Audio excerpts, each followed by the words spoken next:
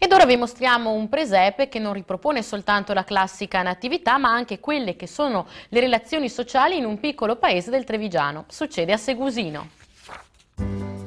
Un laboratorio del comparto dell'occhialeria, tutto minuziosamente riprodotto, le piccole statuette che ripropongono i volti dei personaggi realmente esistiti. Sono gli abitanti del paese Segusino, zona di Valdobbiadene, provincia di Treviso, da 27 anni ripropone il presepio artistico.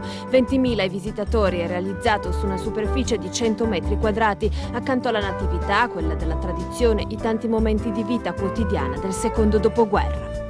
Per noi Gesù nasce anche a Segusino, come dovrebbe nascere in ogni famiglia.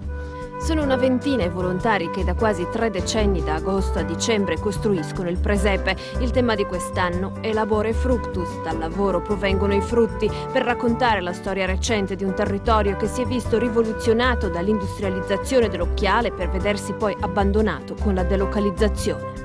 Il rischio concreto è che si ritorni indietro purtroppo negli anni a prima dell'industrializzazione, quando i nostri nonni dovettero migrare all'estero per cercare fortuna per poter sopravvivere. Un presepe per raccontare, ma soprattutto per far riflettere, riprodotti in scala reale gli scorci del paese. Questo è il borgo di Stramare, proprio per coinvolgere un po' tutti nella rappresentazione della natività, che non è solo la storia della Sacra Famiglia, ma quella di un'intera comunità. Il presepio artistico di Segusino rimane visitabile fino al 3 febbraio.